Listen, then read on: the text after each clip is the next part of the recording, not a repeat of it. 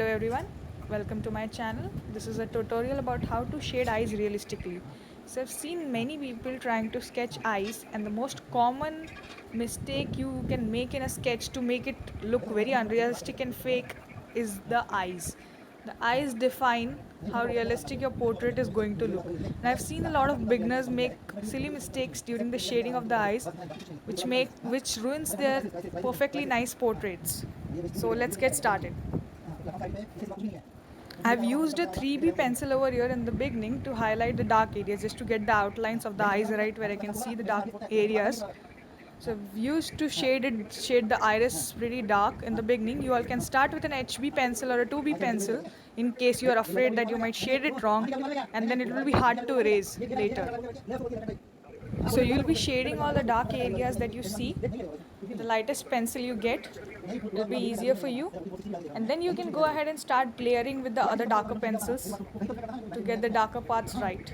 And as you all can see, the eyelashes are very dark, so I'd recommend that you, instead of just going bluntly and shading it in, try to shade them in lines so that it looks like an eyelash and not just a rough patch of pencil that you have shaded over there, to make it look more realistic. And then you can go ahead with a 6B or an 8B pencil simultaneously, like going with the darker pencils and layering it one by one on the darker areas to get your darker areas right. The most important thing when you're doing realistic eyes is your outlines.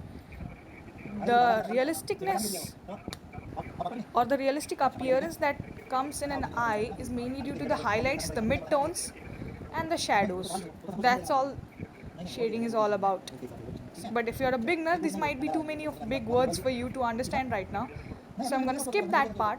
I'm going to make sure that the white areas, you keep the white areas intact while shading, and make sure that you're not ruining them or smudging them with pencil, because it will become difficult in the end to lift the graphite off the paper. However, if you do make the mistake, it's okay. There's always another plan you can work out. So I'll tell you a little tip and trick which I used in case I overshaded the highlights or the white area that looks in the eyes, the highlighted area. So you can buy a white jelly roll pen, and you can make the highlights later in case you apply excessive graphite on the highlighted areas to keep the realisticness intact. After shading all the darker parts and getting done with the eyebrows, now I'm going to ask you to take the lightest pencil you have and start shading the lighter areas in the eyes, that is below the iris, the lighter parts. Go ahead with your pencil and start shading those lighter areas very gently. Do not press your pencil too hard, as it will ruin the texture of the paper. Keep in mind, the key to realistic shading is always keeping the difference between the lighter tones and the darker tones. That's what is the key to realism in any portraits.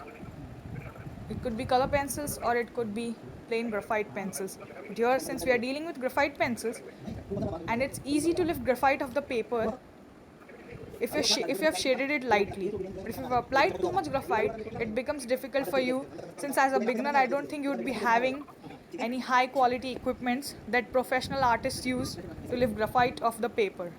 So I'd recommend that you go in slow, easy and light with your pencil. And remember, carefully study your reference image and find out where are the lighter areas, where are the midtones. The midtones is the area between the lighter areas and the extremely dark areas. That is the middle area, which is mediumly shaded, not too light, not too dark. Once you're done shading it lightly, and if you see enough contrast and you feel good with what you have drawn, I'd like you to leave it as it is and study the reference carefully and add in wherever extra darkness